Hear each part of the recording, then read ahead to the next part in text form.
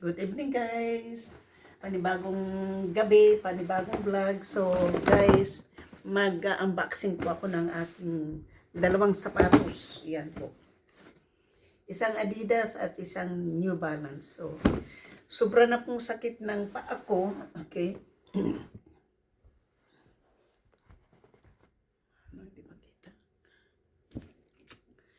Sobra na pong sakit ng aking paagay. So, hindi ko na po kayang lumakad sa trabaho. So, napilitan po akong bumili ng sapatos. Para mayroon po akong palitan. Dalawa po yung binili ko. Isang New Balance po. At isang Adidas. Para sa ganun po, mayroon akong palitan. Dahil hindi po masakit yung binti ko, kundi yung talampakan. Dahil yung talampakan ko po, kaya nga inopera yung paa ko noon, gawa yung talampakan, masakit. Hindi ko na po kaya kung maghintay pa akong pumunta sa storage para kunin yung sapatos ko doon. Hindi ko na po mahihintay. Wala po akong time para pumunta doon. Sa mall, nandoon na po ako sa mall, kaya bumili po tayo ng sapatos. Yung New Balance, yung Adidas po ay $60. Tapos, yung New Balance po ay $70. So, yung dalawang pares po ng sapatos ay bali 142 po. So, 142. Ang isa po, ito po. Yung pula po, itim po yung laman. Tapos, itong itim, puti yung laman. So, ito po, ang mas gusto ko po kasi yung New Balance po. Kasi yung New Balance po magaan at saka masarap sa paa po kapag inilakad mo na. So, nung tinry ko to sa store para ilakad po, nilakad-lakad ko po doon, parang nag-iba po yung takbo ng aking paa. Kasi gusto ko na po talagang umuwi. Ito po ay 7 wide po, 7 wide. Ayan. So, maganda po sa loob. Mayroon po ako nito isa, itim din, pero iba po yung dito. Iba, hindi ganito po yung kulay. Parang orange ata, o parang pink, parang pale pink. Pero ito po, puro to, pure po ito na itim talaga. Yan. Gusto ko pong dark kasi dahil lakad po tayo ng araw-araw. So ito po, baka ito po yung isusuot ko bukas sa trabaho. So yan po yung magaan po siya, magaan. At saka ang nakakaganda po nito guys, kasi minsan hindi ito ngayon, hindi natatanggal yung insole dito. Pero magaan po siya, maganda po siya sa paa, ilakad. Kasi yung sapatos ko po, give up na po ako sa Nike. Nagsawa na po ako sa Nike. Kaya either yung sapatos ko po ay Brooks. Hindi ko po kaya ang isang pirasong sapatos na $160. Kasi ito po, $142 lang to. Dalawa na po yung aking sapatos. Kung isang sapatos lang po, matanda na po tayo para dati po, bata-bata ako, rose lang po ako bumibili ng sapatos. So, super gaan po. Nanghingi man yung ate ko ng pambili ng phone doon sa Pilipinas, pero saka na lang po yun, uunahin ko muna yung ko dito pa ako kasi ako po yung nagtatrabaho. So, ito po yung New Balance po siya, New Balance. Size 7 po. Gusto ko po yung maluwag para hindi po masakit sa paa. So, yan po. At saka ayaw ko po yung may dito, yung parang may din dyan. Gusto ko yung ganito. Kasi kapag halimbawa, katagalan mo ng yung daliri mo dun sa paa ay doon sa loob. So, ito po yung isusuot ko po bukas kasi talagang gusto ko na po kaninang umuwi kasi hindi ko na talaga kaya na manhid na po yung, ganito po yung naramdaman ko noon before na opera yung pa ako ng 2013. So, ito na po yung ano, malaki po ang size 7, di ba?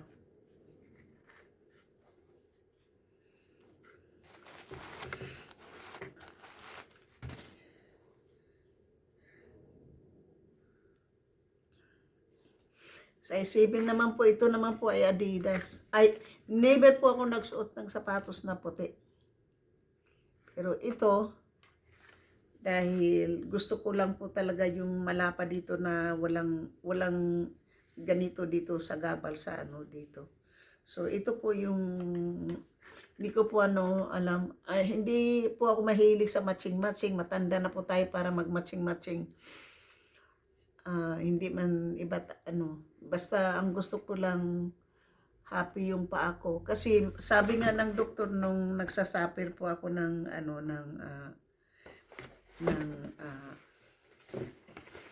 sa aking paa, sinabi talaga ng doktor ang pinaka-importante sa part ng tao po ay sobrang laki pala nito, no?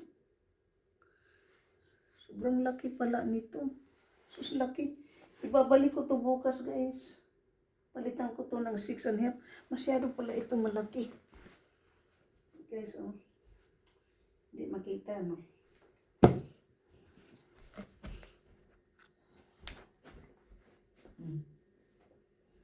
Ito lang po, ha?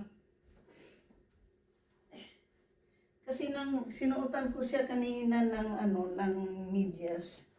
Okay naman.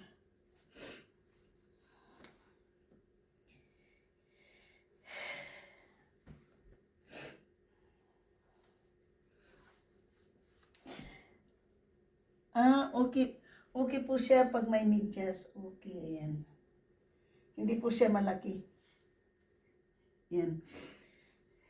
Okay po. Malaki lang po tingnan, ano. Pero, hindi po siya, ano. Yung, ito namang New Balance po.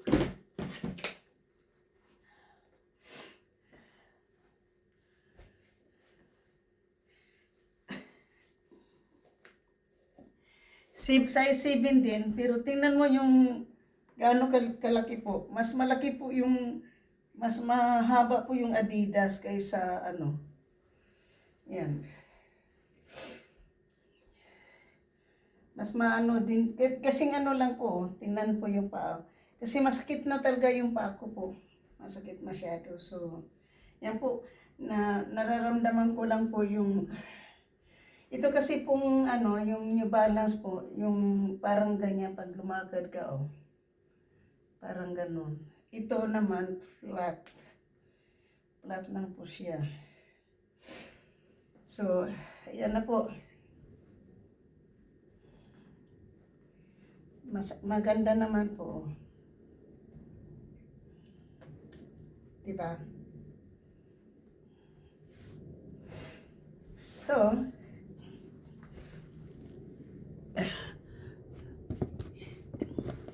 yan lang po yung inaano ko po sa inyo. Dahil hindi ko na po talaga kaya. So yung sapatos po, hindi siya pwedeng isuot mo lang. Hindi siya pwede sa manipis na medyas. Kasi kapag manipis, yung paa ko hanggang dito lang. Kung ilalagyan ko po yung, kung bibili po ako ng 6.5. Kasi yung paa ko ay 6 lang. Pero pag sa mga ganitong sneakers, size 6.5. Pero depende po rin yan. Kasi kung 6.5 ang bibilhin ko po, ma-tight po dito. Yung sugat po nung paa ko ng inopera. Dahil sa buto, masakit po kapag masikip. Kasi may bakal na po, kaya bumibili po ako ng size 7 para comfortable po yung paa ko. Kaysa susuot po ako ng size 6.5. Kakasya po yung 6.5. Kakasya po. Kaya lang po nga, ang problema, masakit talaga sa paa. So, yan na lang po yung, yan po yung problema ko po sa ano, sa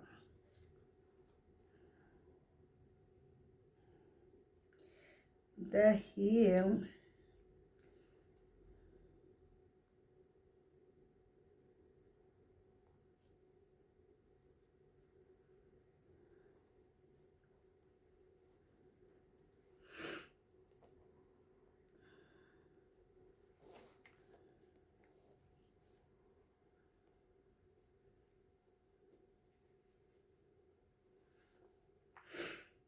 haba ng liston ha.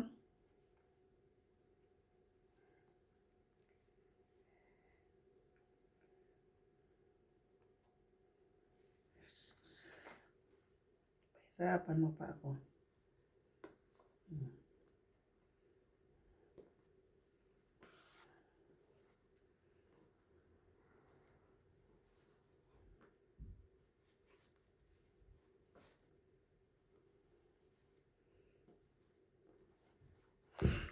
So, ano po, okay naman po sa ano.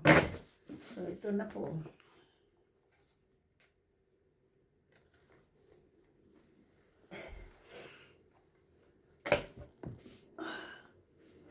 Lagay natin siya dyan para maano tayo guys. So, hindi rin ano.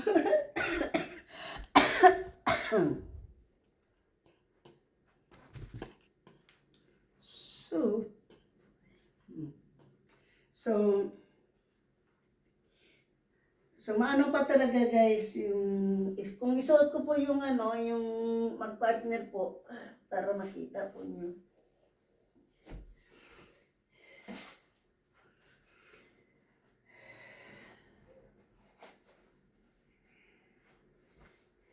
Maganda naman po. Hindi talaga makita. Kahit anong gagawin. Wala talaga. So maganda naman po, ayan oh. Sa ano na po, sagad, ito po size 7 din po ito, pero yung pa ako po sagad oh. Sagad po dito sa dulo. Pero kapag ilakad mo ng ganyan, sobrang sarap sa paa. Mas malaki nga lang tingnan po yung ano oh. Yeah. Laki ng kanilang diferensya po. Pero size 7 yan, pareho oh. Laki ng diferensya no.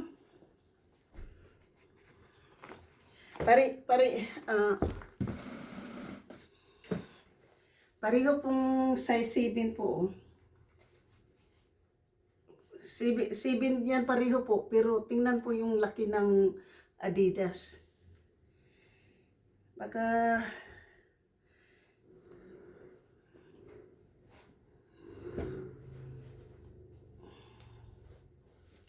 ano po ako, masakit talaga yung paa ko guys. Talagang sobra. Pero hindi naman po siya hindi naman siya malaki sa paa oh.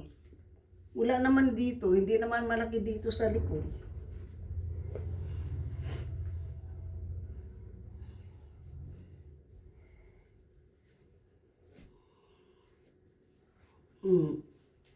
Hindi po siya malaki sa ano po oh.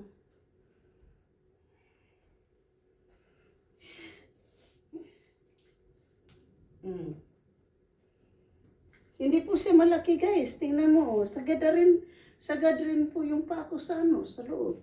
Pero laki niya tingnan oh. Dahil siguro dito sa style. Pero hindi siya malaki. So kung 6.5, maliit naman. Tama na po yan. So, thank you po so much. Thank you po sa inyong lahat. At sa aking mga minamahal na mga subscribers, silent viewers, sa mga FWs, kaibigan at hindi, mega love shout out po. At sa lahat-lahat ng sumusuporta ng aking channel, thank you so much. Sa aking mga minamahal na mga members, super chatting nag-isang sponsor na si JC Pinariho, mega love shout out po. At of course po, hindi ko po makukuha ang mga views ko po sa live kung wala po kayo. So papasalamat po ako sa inyong lahat.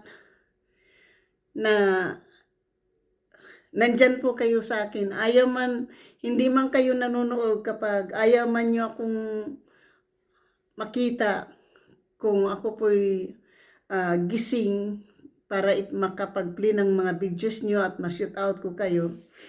Hindi naman po ganun kadami yung pumapasok. Pero pag hinintay nyo po ako ng matulog, saka na kayo bumaba. Saka na nyo ako sinusuportahan. At pasasalamat po ako sa aking mga silent viewers na 70% out of 100 po. 70% po non-subscriber na nanonood po ng aking live. Sila po yun nagbigay kulay po ng aking out.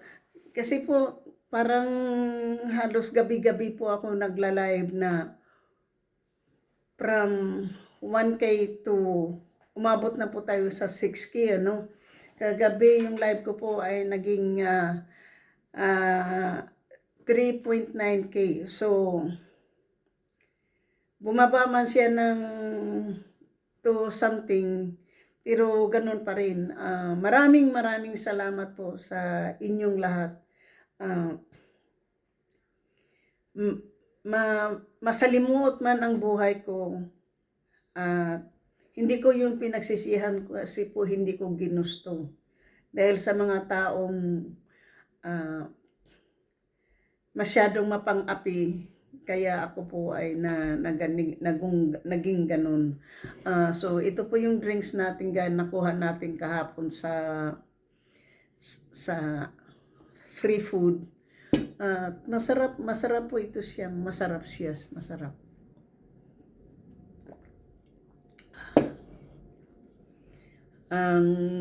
Cranberry press.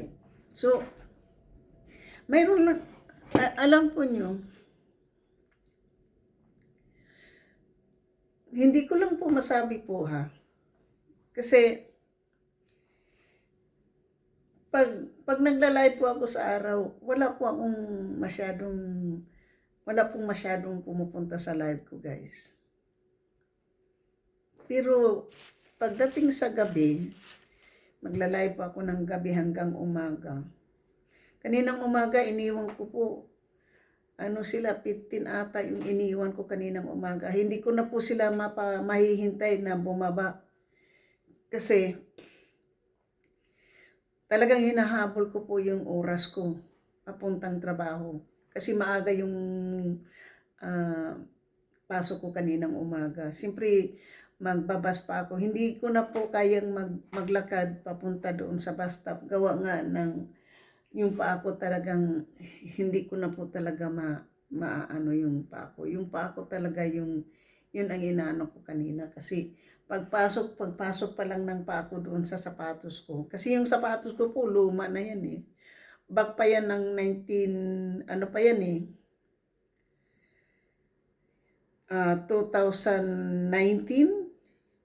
Yung isa 2020. So, bali 6 years na po at saka 7 years na po yung isa. Hindi po ako, last year po, isa lang naman sapatos na binili ko na sa storage. So, tapos may buong, umano na yun eh. Kasi nag-iisa lang din na sapatos, New Balance din po yun. Nagkakaroon na rin po ng butas. So, kaya itinigil ko muna yun kasi wala po tayong kapalit. Dahil ngayon po, mayroon na po tayong, kaya bumili po ako ng 2 para mayroon po akong palitan. So, pero ang isusuot ko po bukas yung itim. Yung itim po yung isusuot ko bukas. So, hanggang dito na lang po tayo. Thank you so much. Sa hindi pa po nakasubscribe, please subscribe my channel and hit the notification bell para ma-update kayo sa aking mga bagong upload. At sa aking pinakamamahal na mga silent viewers, maraming salamat. Sa mga Bisaya na silent viewers, daghan salamat. Hinigugma ko kamong tanan. Salamat kaayo og nga nakamo kanako nagatambay og nagasuporta sa akong channel. So thank you very much po. Maraming salamat sa mga tumambay. Maraming salamat sa nagbigay po ng buhay sa aking So ito po yung gagawin ko po para ma-meet ko naman po yung mga subscriber ko po sa Pilipinas na sumusuporta po sa akin simula pa noon bago pa akong live. Yung susweldohin ko ngayon pong magsusweldo po ako after 4 months Magsusweldo po ako nitong buwan ng June. Yung susweldohin ko po niyan ay iipunin ko po for plane ticket. Iipunin ko po yan para makapagbakasyon na naman ako. Makita ko man lang yung dalawa kong kapatid na matanda pa sa akin guys, bago naman sila mawala sa buong mundong ito. Katulad po ng aking kapatid na lalaki, bago siya pumanaw, nagkita din kami. Kahit na hindi maganda ang aming pagkikutungo sa bawat isa, at least po nakausap ko siya at na kumusta ko at nagkita kami. Pero hanggang sa nawala siya, hindi na kami nagkausap. Pero ngayon po, dahil mayroon akong isang kapatid na mahina na rin, gusto ko pong magbakasyon pong muli para makita ko yung aking, hindi ko na po alalahanin po yung mga gamit ko kung saan ko iiwan dahil mayroon po tayong apartment. Kahit na mag-iwan lang po ako ng check na post-dated check na para sa renta ng bahay. So, yan po ang maraming salamat. Kung sakalit pong mangyari, yan lang po ang masabi ko po. Dahil binibilis po ako ngayon ni Lolo, binibilis, hindi lang po sa YouTube channel ako binibilis dahil sa views ko po.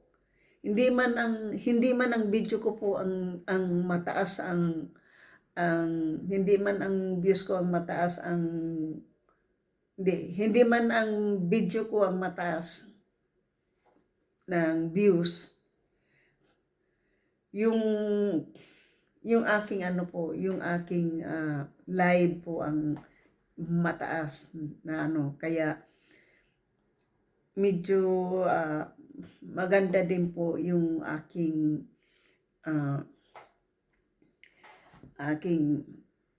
makukuhang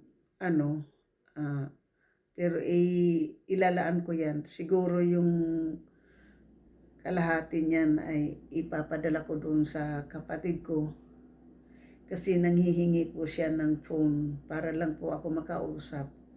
Ay hindi ko na po mahindihan yung kapatid ko.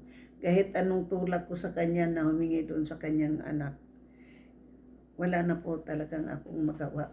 Talagang sa akin talaga humingi. So pagbigyan ko po, total, hindi naman yan talaga nanghihingi noon. Kahit na noon pa, palagi niyan sinasabi doon sa mga kapatid ko. Lalo yung kapatid kong bunsong namatay. Kasi yun talaga ang malaking tulong ko sa kanya. Na mayroon din ako ditong pamilya. So, yan po. Maraming salamat po. At sa sapatos lang po ako dahil pinablog ko lang po ito dahil hindi ko na po talaga kaya po. Kahit na kung bukas man ay magtrabaho pa po ako uli. Talagang sasabihin kong hindi ko kaya ng nakatayo ng matagal at talagang uuwi ako dahil sapatos yan sa sapatos ko po yung dahil lumang-luma na po yung sapatos ko at masakit na talaga sa paa kasi parang lumalim na rin po doon sa may insole. Kaya kailangan na po talaga. Kasi ang paa po, pag hindi po happy na yung paa mo, hindi ka talaga makagawa kahit anong klaseng ano.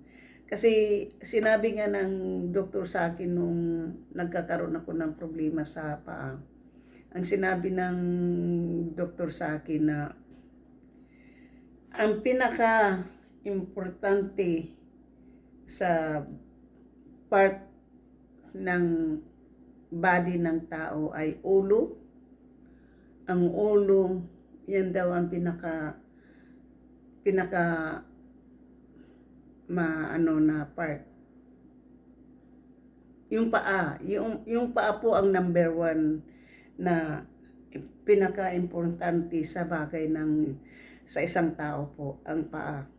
Kasi yung paa, lahat ng bigat ng katawan mo, ang paa yung paa yung nagdadala. Kaya sabi ng doktor, kapag hindi na komportable sa paa mo yung sapatos, kailangan magpalit ka ng sapatos. Kasi yung paa, yun ang pinaka-importante. Kasi pag sumakit yung paa mo, disabled ka na. Hindi ka na makakalakad. Wala ka nang rin magawa. Yan ang sinabi po ng doktor sa akin. Kaya nga inopera yung paa ko po noon. Kasi sabon yun. Marami akong sapatos, guys. Pag bumili ako ng sapatos, dalawa, tatlo. Kasi kung ano yung resita sa akin ng doktor ng sapatos, binibili ko yun. Kaya ang tawag sa akin nung aking asawa noon, nung buhay pa yun, Imelda Marcos, ang tawag niya sa akin. Kasi tuwing pumupunta kami sa doktor, kasi noon po bago ako na-opera, ang sakit kanina po, yung naramdaman kong sakit kanina, umakyat dito sa may binti ko, hanggang sa may ano na. So, ang talampakan po yung plantar ang tawag niyan eh. Yung talampakan mismo yung masakit para sa akin. Mararamdaman ko po yung ano niya, yung pag tuwing umaapak po ako, nararamdaman ko na po yung bumabanhid. Tapos nararamdaman ko po yung sakit na sakit. So, pero nung nag-try po ako ng sapatos kanina, na-try ko yung parang parang naka-relax po yung paa ko. Parang naka-relax hanggang saan umuwi po ako dito. Hindi po sumakit yung paa ko nung umuwi ako. Kasi hindi ko naman sinuot yung bagong sapatos doon eh. Ang sinuot ko lang kanina yung luma kong sapatos, yung sapatos na sinuot ko kanina pag sa trabaho. Yun, pero gusto ko nang umuwi kaninang maaga, guys eh. Kaya lang wala din pong tao sa trabaho. Tiniis ko po. Tinanong pa nga ako ng customer kanina kung bakit eh. Sabi ko, it's just a cramp. Hindi ko masabi sa customer na yung paa ko talagang kailangan. Akala ko tuwa pa naman ako, akala ko makakuha po ako ng 1 hour break. Kasi kung nakakuha ako ng 1 hour break kaninang umaga o kaninang tanghali, tatakbo talaga ako sa department store ng shoes para bumili talaga ng sapatos. Kahit isa lang. Pero nakita ko kasi yung Adidas na $60 lang. Kasi ganun din po sa Ross, mahal din po eh. Hindi naman maganda. So, kasi sa dati, hindi po ako bumibili ng sapatos sa department store po. Sa ano lang yan. Noon po, nung kumikita ako sa department store ako bumibili. Pero ngayon po ay, lalo na ngayon mayroon po akong budget. Hindi na po ako kaila basta-bastang magbili-bili ng ano. Kasi kailangan sa social worker ko, kailangan ng bawasan ko lahat ng budget ko. So, ayan po. Nakabili po tuloy ako ng, halaga po ng dalawang sapatos ko po ay $142.59. Gusto ko, kukunin ko sana yung puro New Balance. Kaya lang po yung budget ko nga po, yung kasi kinuha ko tong budget ko to na $142 sa ano ko lang yan kinuha. Sa may budget kasi ako ng clothing for $200. Doon ko yan kinuha sa aking clothing. So, hindi muna ako bibili ngayon ng damit kasi $50 na lang yung budget natin, hindi na kaya, hindi nakakayanin po. Hanggang ano lang po ako, hanggang kapag nakuha na ano, yung budget ko na yan ay sa $200 ko kinuha yung, kasi kung kumuha ko dun sa $70 each, nandun ako sa ano, na makakakuha ko na sa 140, so plus tax mga 160, so wala sa budget yun.